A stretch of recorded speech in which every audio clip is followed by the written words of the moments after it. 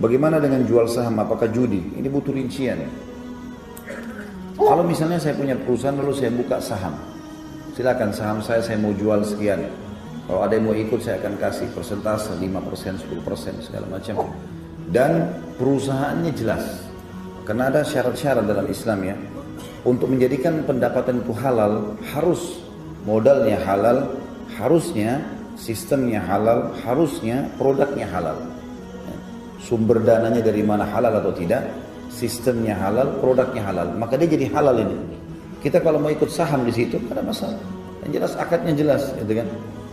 Ini dulu poin. Tapi kalau perusahaan itu memiliki salah satu pelanggaran dari 3 poin tadi, misal dasarnya perusahaan itu produknya haram, jual rokok misalnya, atau jual apa gitu ya, khamr, atau misalnya sistemnya dia menggunakan sistem yang salah atau haram, ataupun memang kita tahu sebenarnya perusahaan ini awalnya dibangun dari modal yang haram, ini nggak boleh kita masuk saham di dalamnya.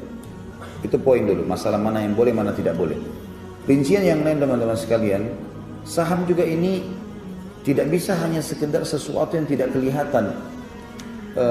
Artinya tidak jelas perusahaan ini di mana, apa, hanya karena orang menjanjikan ya. Ada banyak sekali teman-teman ikhwan yang datang kepada saya, Ustaz, saya pernah mau ikut seperti ini, perusahaan tawarkan keuntungan sekian, tapi tidak jelas.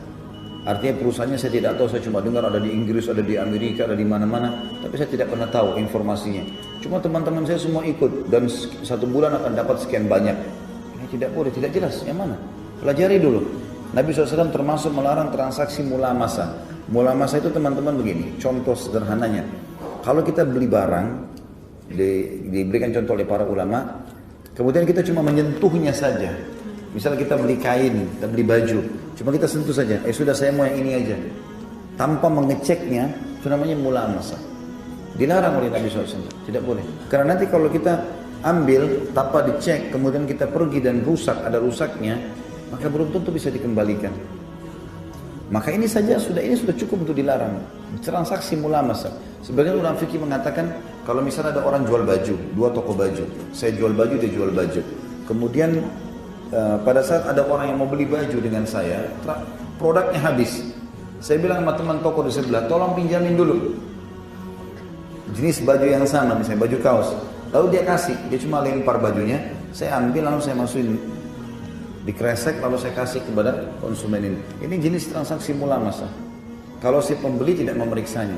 Ini juga saya kan sekarang transaksi beli sama dia. Harus saya cek. Bagaimana kalau ada yang rusak? Konsumen ini komplain. Masa saya mau komplain lagi ke dia? Ini contoh. Ini saja nggak boleh. Antum bisa tarik. Kalau kadang-kadang datang larangan kepada hal yang lebih sederhana teman-teman. Berarti hal yang lebih besar itu lebih pantas haram. Lebih pantas lebih tidak boleh.